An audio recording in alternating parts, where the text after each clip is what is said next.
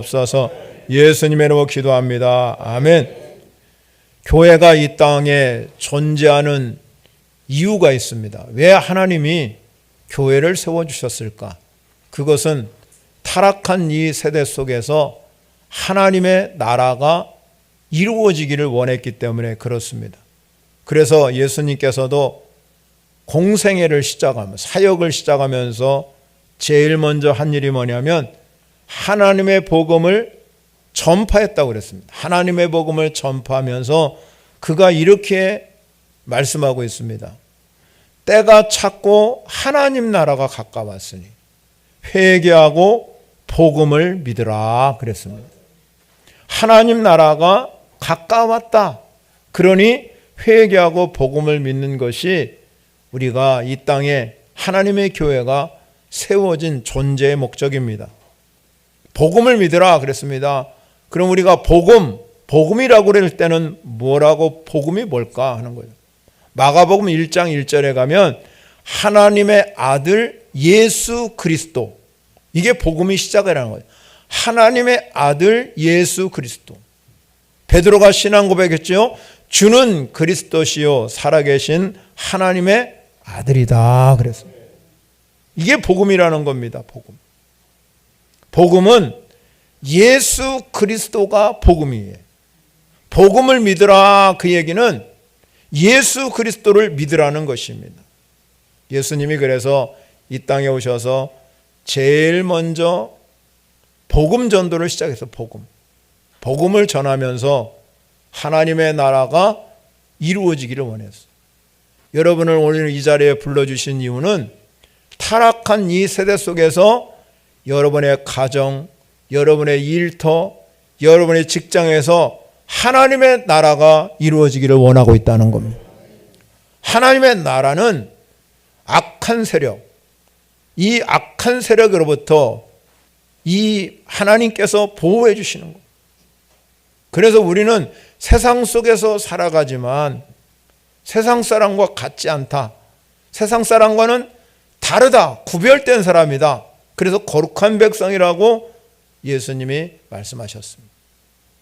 사랑하는 성도 여러분, 이스라엘 백성들은 원래 메시아를 기다려요. 메시아.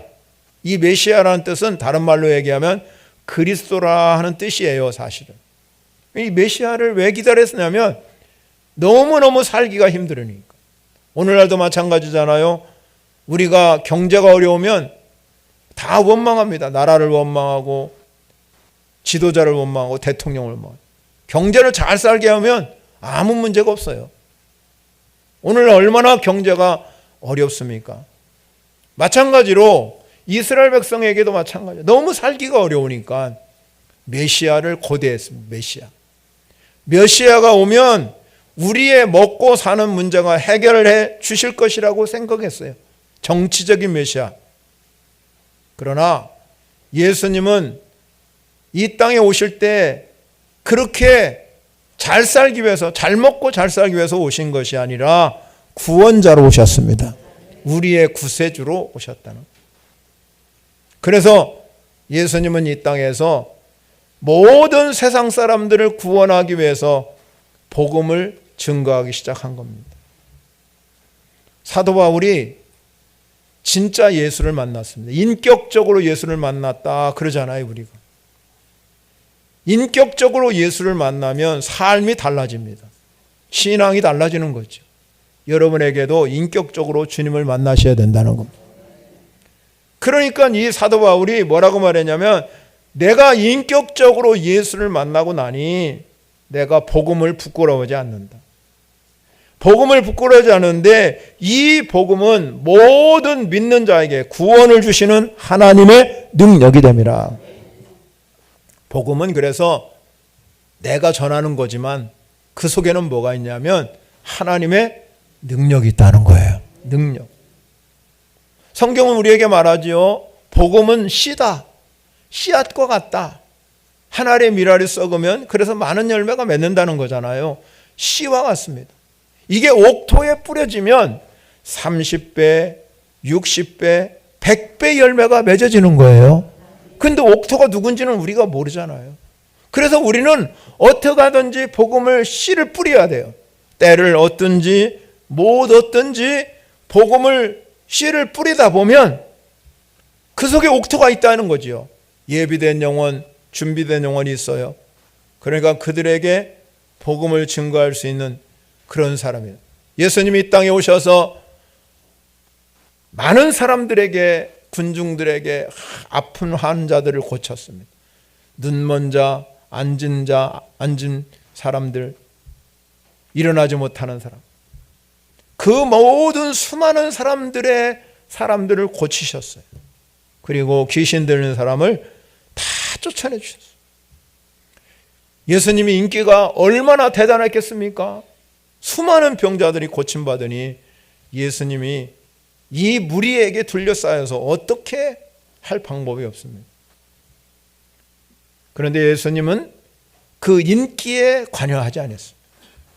그는 그의 목표가 하나 있어요. 예수님은 모든 민족이 구원받기를 원했습니다. 그게 예수님의 목표예요.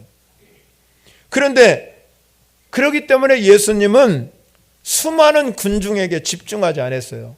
수많은 군중이 아무리 있다고 그래 거기에 인기에 영합해서 내가 스타네, 그렇게 하지 않았습니다. 예수님은 소수에게 집중했어요. 소수에게. 오늘 성경은 뭐라고 말하냐면 9장 1절에 가면 예수께서 12제자를 불러 모으사 그랬어요. 12명을 불러 모았어요. 왜 12명을 불러 모았을까? 그것은 마가복음 3장 14절에 보면 이렇게 12명을 세우셔서 이는 자기와 함께 있게 하죠. 자기와 함께 예수님과 3년 동안 동거동락했다. 사람은요 이렇게 여러분 공동체를 생활하면서 왔다 갔다 하면 연애 시절 잘 모르죠. 연애 시대는 잘해주니까 몰라요. 그런데 결혼하고 딱 살아보면 달라요. 그래서 사람들이 얘기하잖아요. 내가 콩깍지가 셌지. 그래서 결혼한 거잖아요. 그런데 살아보니까 이게 전혀 맞지 않는 거예요. 다르잖아요, 사람이. 그런데 이 예수님은 12명을 불러놓고 제일 먼저 한 일이 뭐냐면 함께 있는 거예요. 함께. 같이 사는 거예요. 같이. 살면 다르거든요. 살아보면 다른 겁니다. 그들과 3년 동안 동거동락하면서 한 일이 뭐냐면 그들을 보내서 전도하게 하셨다 그랬어요. 오늘 본문 2절에도 뭐라고 그랬냐면 2절 마지막에 가면 내 보내십니다. 내 보내셨다고 그랬습니다. 그래서 교회는 우리가 이 모이는 교회가 상당히 소중해요. 모여서, 그러면 우리가 모여야 되고 모여서 하나님께 예배하고 하나님의 임재를 경험하고 은혜를 경험하고 능력을 경험하셔야 돼.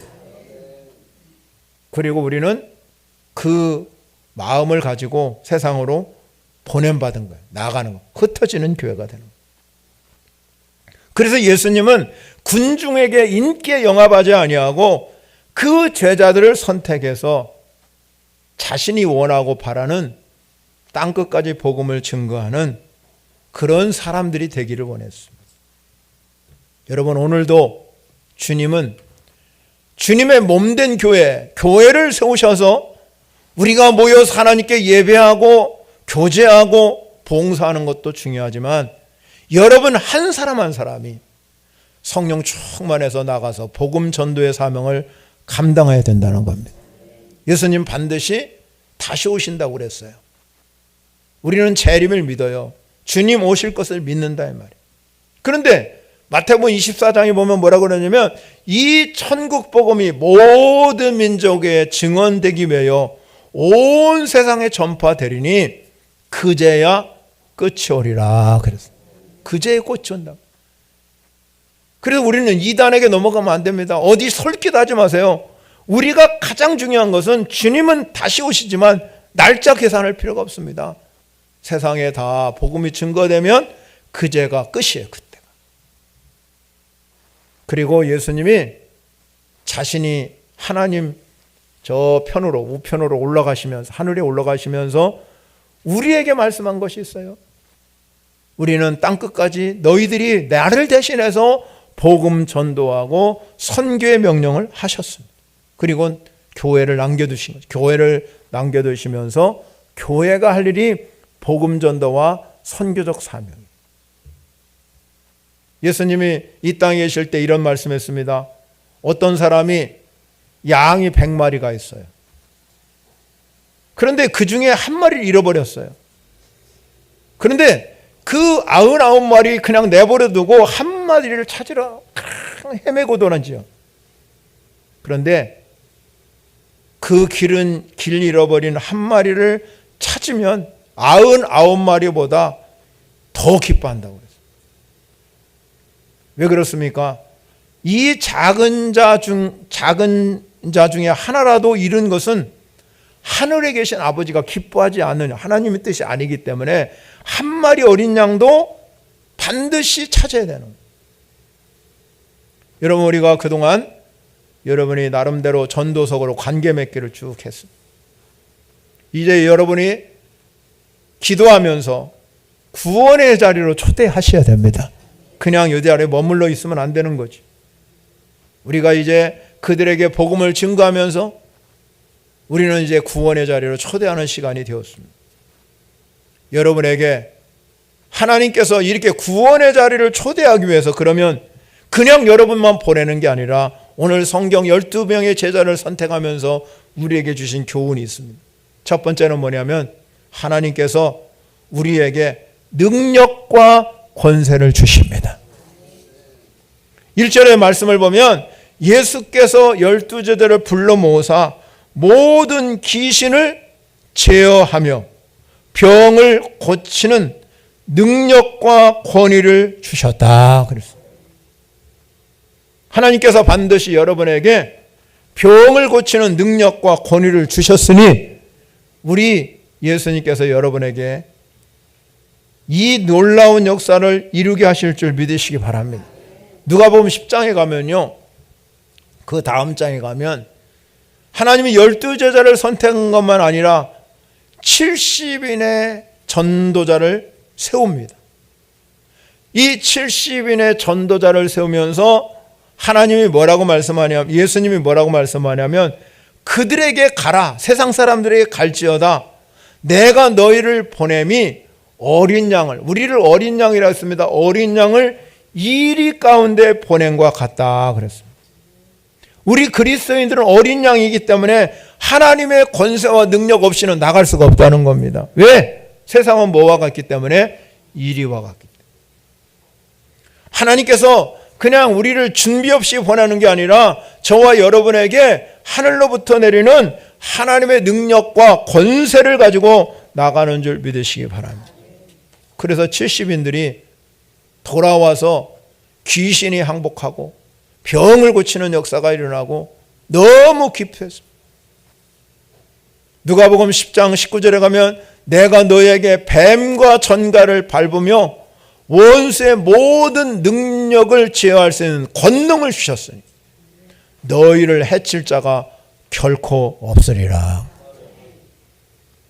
베드로가 신앙 고백했을 때도 마찬가지예요. 주는 그리스도시요 살아계신 하나님을 고백했을 때 하나님께서 그에게 두 가지 축복을 주셨잖아요. 하나는 천국 열쇠를 주셨어요. 여러분에게 오늘 이 시간에 저와 여러분에게 천국 열쇠를 주신 줄 믿으시기 바랍니다. 그러면 우리는 하늘문 여는 열쇠를 가진 거예요. 누가 세상 사람이 하늘문 열어요? 여러분이 오늘 하늘문 여는 열쇠를 받아가지고 가시기를 바랍니다. 그럼 하늘문이 열리는 거죠. 그럼 하나님을 볼 수 있습니다. 그리고 음부의 권세가 해야지 못. 아무리 우리가 세상을 나가도 음부의 권세가 이가 전혀 우리를 해칠 수가 없다. 하나님께서 우리를 능력과 권세로 세상을 보내는 줄 믿으시기 바랍니다. 예수님께서 승천에 올라가시면서 120명의 성도들이 너희가 이제 성령 받을 것이니까 몇 날이 못 되면 성령 받을 것이다. 그러니까 이 120명의 성도들이 모여가지고 열심히 마가의 다락방에서 주님이 이제 올라가셨으니, 예수님 가셨으니 우리가 어떻게 살아갈 수 있겠습니까? 성령 충만을 기대하며 하나님께 기도했을 때 그들에게 하나님께서 성령이 너에게 임하시면 너희가 권능을 받는다. 그래서 그들이 열심히 기도해가지고 하늘로부터 바람처럼 불처럼 성령이 임하니까 그들에게 능력과 권세가 임한 줄 믿으시기 바랍니다. 십자가를 지었을 때 베드로는 3번씩이나 예수님을 부인했지만 그가 성령 받고 나니까 은과 금은 내게 없지만 나사렛 예수의 이름으로 일어나 걸으라 그러니까 안진뱅이가 일어난 줄 믿으시기 바랍니다. 그게 능력입니다. 내 힘으로 하는 것이 아니잖아요. 하나님의 능력과 권세가 여러분에게 주어지기를 간절히 바랍니다. 이 초대교회 성도들이 오순절일 다락방에 모여가지고 우리가 성령 쫙만 받기 위해서 기도하니까 하나님 그들에게 성령 충만을 부어주셨을 뿐만 아니라 권세와 능력을 부여받은 줄 믿으시기 바랍니다. 여러분 오늘 성경에 보면 이스라엘 이 제자들에게 모든 귀신을 제어하고 병 고치는 능력과 권위를 주시면서 하신 말씀이 뭡니까? 3절에 가면 이렇게 말합니다. 이르시되 여행을 위하여 아무것도 가지지 말라. 지팡이나 배낭이나 양식이나 돈이나 2벌의 옷도 가지지 말라. 그렇게 말씀하고 있습니다. 왜 예수님이 이렇게 말씀했겠습니까? 즉 말하자면 우리가 나가서 하나님의 권세와 능력을 가지고 나갈 때 세상을 의지하지 말라는 거예요. 세상의 어떤 것들을 가지고 의지하지 말고 오직 하나님이 부어주신 능력과 권세를 힘입어서 이 말씀을 증거하면 하나님이 그 모든 것을 채워주신다는 겁니다. 하나님께서 이스라엘 백성들이 430년 저 애굽 땅에서 신음할 때 하나님이 그 음성을 들으시고 모세를 애굽 땅에 보내요.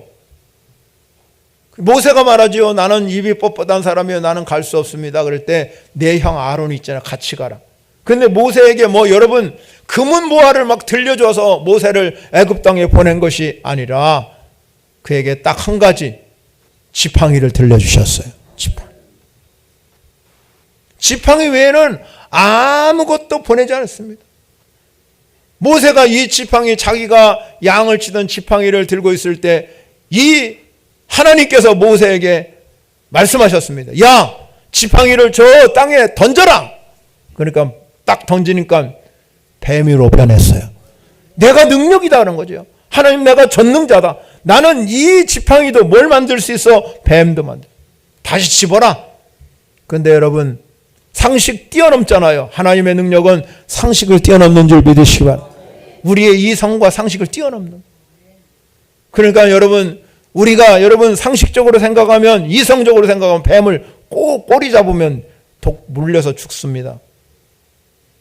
그런데 예수님은 그 상식을 뛰어넘고 나 의지해라. 꼬리 잡아라. 꼬리 잡으니까 지팡이가 되었어요. 사랑하는 성도 여러분, 우리가 이 예수님이 말씀한 거나 하나님의 모세에게 저 이스라엘 백성들을 구원하는 거나 다를 것이 없어요. 오직 하나님만 의지하고 가시면 하나님의 역사가 일어난 줄 믿으시기 바랍니다. 이들이 여행을 아무것도 가지지 말고 지팡이, 배낭 아무것도 가지. 누가복음 22장 35절 가면 70인들이 똑같아요. 그들에게 말했습니다. 내가 너희를 전대와 배낭과 신발 없이 보냈을 때에 부족한 것이 있냐? 부족한 것이 있냐? 그들이 대답했어요. 70명이. 전혀 없습니다. 아무것도 없습니다. 그렇습니다. 여러분, 우리가 나갈 때 세상적인 지식을 가지고 가는 게 아니에요. 세상적인 어떤 거요? 오직 우리는 하나님의 능력과 권세를 가지고 세상을 나가시기를 바랍니다. 그래서 이 악한 세대 속에서 악한 영이 우리를 틈날 때 내가 예수의 이름으로 사단을 물리치고 치유의 능력이 여러분에게 임하시기를 바랍니다. 지난해 여러분 올해 우리 교회가 많은 성도들이 정말로 육신적으로도 굉장히 질병에 많이 걸리고 또 영적으로도 마찬가지. 그래서 제가 여러분에게 말씀드리는 겁니다. 사랑하는 성도 여러분, 하나님이 여러분에게 이 자리에 오신 여러분에게 신유의 축복이 있으시기를 바랍니다. 신유의 축복이라는 게 뭐냐? 내가 건강하게 사는 거예요. 내가 죽을 때까지, 내가 주님 오시는 그날까지 여러분이 정말로 하나님의 주시는 부여받은 은혜 안에서 건강하게 사시길 바랍니다. 또 하나는요, 신유의 은사를 받으시오. 치유의 은사를 내가 하나님이 주시는 능력과 권세를 가지고 내가 예수의 이름으로 명하면 질병이 치료되고, 내가 예수의 이름으로 귀신을 물리칠 수 있는, 여러분 예수 이름 가지고 가셔야 됩니다. 하나님이 오늘도 여러분에게 복음 전도를 하려고 하는 사람에게 하나님의 능력과 권세를 부어주신 걸 믿으시기 바랍니다. 그래서 여러분, 이 제자들이 두 번째 보면요, 이 권세와 능력과 권세를 가지고 나니까 세상으로 나가니까 어떤 일이 결과가 뭡니까? 치유가 일어나고 기적이 일어나더라 이 말. 2절을 봅니다. 2절에 가면 하나님 나라를 전파하며 앓는 자들이 고쳐지게 하시려고 내보내시며, 6절에 오늘 본문 6절에 가면 제자들이 나가 각 마을에 두루 다니며 곳곳에 복음을 전하며 병을 고치더라. 하나님의 능력은 무궁무진한 거예요. 여러분, 능력받고 권세받은 이 제자들이 나가서 마을마다 돌아다니면서 복음을 전하고 병든 자를 고치는 기적이 일어나는 줄 믿으시기 바랍니다. 복음을 전할 때 여러분, 우리는 예수님의 이름으로, 예수님의 권세로 나가면 하나님의 역사가 일어난 줄 믿으시기 바랍니다. 일제시대 때 최권능이라는 목사님이 계셨어요. 이분이 이름이 뭐냐면 원래는 최봉석이라는 이름을 최권능, 내 이름을 바꿨습니다. 예수 믿고 이름을 바꿔버렸어요. 나는 최권능이다, 권능 있는 목사다.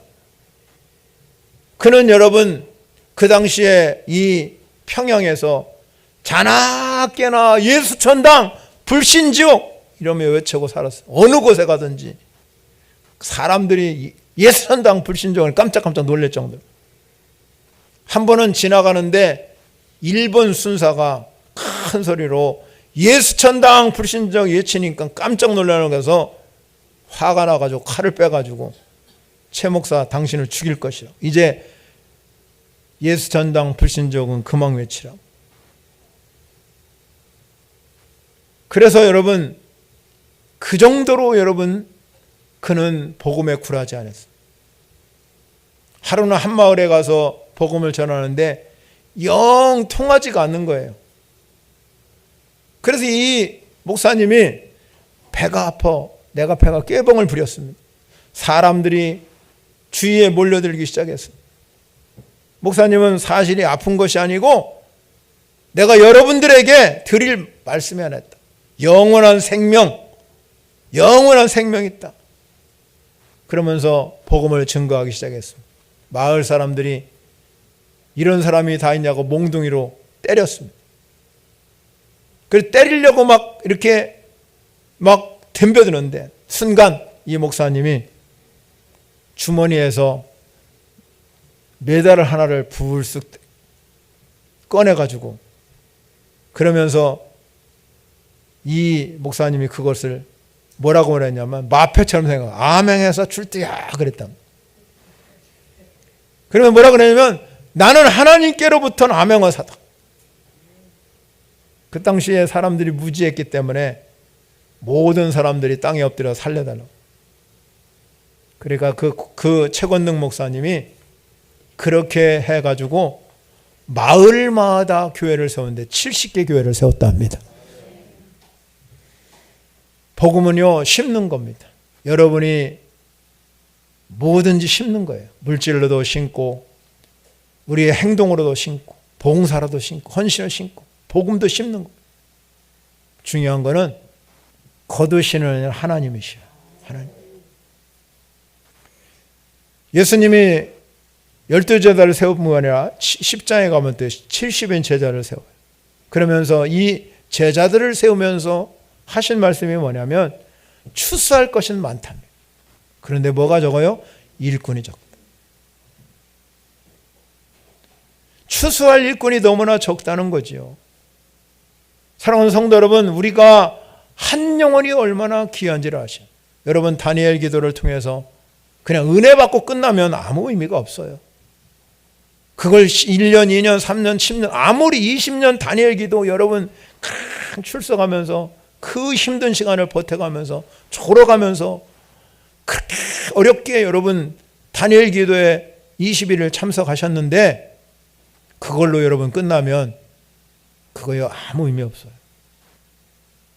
그냥 내가 너무너무 힘들게 참여한 것밖에 남는 것이 없어요. 그 중에서 내가 받은 은혜, 내가 받은 것을 기억하면서 삶으로 실천해 가셔야 됩니다. 그래 그 능력이 되고 축복이 되는 거예요. 그게 내 것으로 만들어야 돼요. 그 사람 이야기가 내 것으로 만들려고 그러면 그 중에 21일 동안 여러분이 다니엘 기도를 참석하면서 21일 동안 다 은혜 받을 수 없잖아요.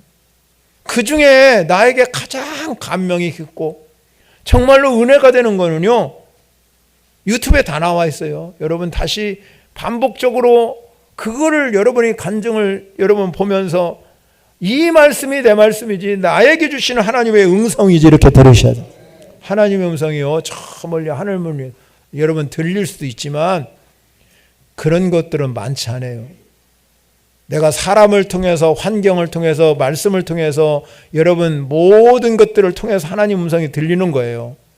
그러니까 그들의 간증자를 세워서 그렇게 말씀하는 이유는 뭐냐면 그 말씀 속에서 내게 주신 은혜를 들으라는 거예요.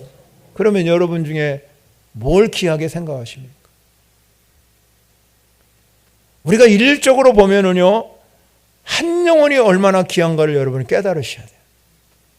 내가 영혼 구원하는 것이 얼마나 하나님이 기뻐하는 일인가를 다니엘 기도에서도 깨달을 수 있잖아요. 그래 여러분들이 내가 하려고 하면 하나님 일하셔요. 내가 전도하려고 하면 하나님 일하신다니까요. 예비된 영혼도 붙여주시고 준비된 영혼도 붙여주시고 하나님 일하시는 걸 보게 됩니다. 내가 가만히 있으면 하나님 가만히 있어요. 심은 대로 거두기 때문에 여러분들이 일하려고 하면 하나님이 추수할 곡식은 많은데 일꾼이 적은 거. 일 안 하니까 일꾼이 없는 거잖아요. 우리가 남은 기간 동안이라도 여러분이 하나님께 기도하면서 하나님 나에게 영혼을 붙여주십시오. 나에게 영혼을 붙여주십시오. 한 영혼의 귀한 것을 아시기를 바랍니다. 마지막 세 번째는요. 복음 전파의 중요한 것은 무엇입니까? 핵심은 구원입니다. 구원. 오늘 본문 5절에 가면 예수님이 제자들에게 이렇게 말해요. 누구든지 너희를 영접하지 아니하거든. 영접해야 구원받는데 그 성을 떠날 때에 너의 발에서 먼지를 떨어 버려서 저희에게 증거를 삼으라. 발에 먼지를 떤다. 발에 먼지를 떤다는 게 무슨 말씀이냐면 그 당시 유대인들인 불결한 이방인들이 성읍에 들어와 가지고 떠날 때 행하는 의식이 발에 먼지를 떠는 거거든요. 이 유대인들이 이방인들이 성읍에서 떠나면 뭐라고 말하냐면 발에 먼지를 떨으면서 뭐라고 하냐면 나는 너희와 이제 아무런 상관이 없다 이런 의미예요. 예수님은 이 지금 오늘 본문 5절에서 말씀하는 게 뭐냐면 복음을 거부하는 성읍에 대해서는 구원받을 수가 없다는 거잖아요. 거기에는 구원이 없다는 겁니다. 그래서 상징적으로 발에 먼지를 떨어버리라 이렇게 말합니다. 성경에 보면 아브라함 시대에 아브라함의 조카 롯이 있었어요. 근데 이 롯이라는 이 인물이 아브라함을 떠나서 소돔과 고모라 성 제약의 도시로 들어갔어요. 그 성은 제약이 성경에 보면 가득 찼습니다. 가득. 그래서 하나님께서 아브라함에게 이 도시를 멸할 것이라고 그랬어요. 왜? 제약이 가득 찼기 때문에. 그래서 이 아브라함이 하나님께 말합니다. 의인 50명만 있으면 이 성을 멸하지 마십시오. 당당하게 아브라함이 하나님께 말했지만 그 소돔 고모라 성에는 의인 50이 없다. 아브라함이 깜짝 놀랐습니다. 의인 50도 없다? 그러면 하나님 45명, 40명, 30명, 20명, 결국은 10명. 아브라함은 이 성에 롯이 거기에 갔으니까 10명만 있어도 멸하지 마십시오. 그런데 하나님께서는 그 성에는 의인 10사람도 없다. 그러나 내가 아브라함 조카인 롯은 내가 말한다. 그 성을 떠나라. 그러면 구원받을 것이다. 그러나 그 성을 떠날 때 절대로 거기를 보면 안 된다. 뒤돌아보지 마라. 그리고 이 롯의 가정을 구출하잖아요. 아브라함 때문에 구원받은 거예요. 딸 둘과 함께 사위들은 이 성이 멸할 것이라는 걸 농담으로 여겼어요. 농담으로. 이 성이 멸한다. 아, 이거 어떻게 멸하냐. 지금 이렇게 살기 좋은데. 우리 시대하고 똑같은 거예요. 그런데 이렇게 살기 좋은데 뭘? 그리고 사위들은 따라오지 않았어요. 딸 둘하고 롯과 아내.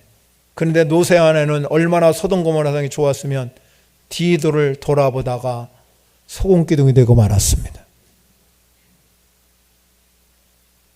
우리가 이 복음을 증거할 때 복음을 거부하는 사람을 만날 수 있어요.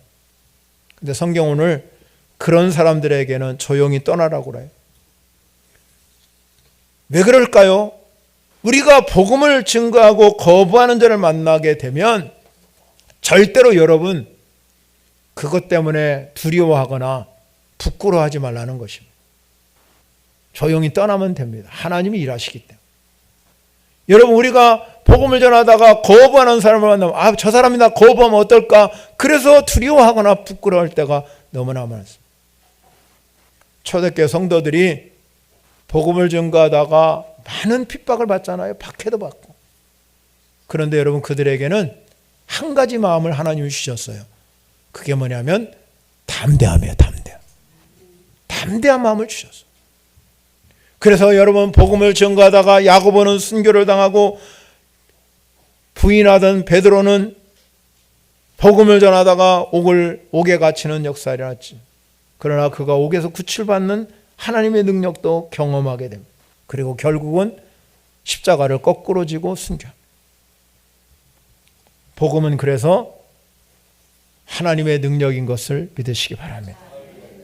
사랑하는 성도 여러분, 우리가 이 땅에 살아가는 것은 하나님 여러분과 저를 구원해 주신 이유가 있어요. 그 이유는 다른 영혼을 구원하기 위해서, 내가 한 영혼을 귀하게 생각하기 위해서 나를 이 자리에 불러주신 줄 믿으시기 바랍니다. 오늘 예배하는 저와 여러분에게는 한 영혼을 구원하는 일에 우리는 최선을 다하셔야 됩니다. 전도는 해도 되고 안 해도 되는 것이 아니라 하나님의 명령이요 사명입니다. 우리가 이제 11월 8일 날 초대하려고 합니다. 여러분이 남은 시간 관계 맺기 잘 하셔야 돼요.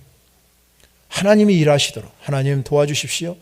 하나님이 일하시기를 여러분이 기도하면서 나가면 반드시 하나님 역사하는 줄 믿으시기 바랍니다. 추수할 곡식은 많은데 일꾼이 적다는. 일꾼은 일하는 사람을 일꾼이라고. 일하는 사람이 되면 하나님이 함께 하시는 것이죠. 그래서 세상 끝날까지 내가 너와 항상 함께 있을 것이다. 여러분에게 그 믿음이 있어지기를 축원합니다. 기도하겠습니다. 우리 찬양으로 영광을 내요. 오늘 말씀을 생각하면서 찬양하겠습니다.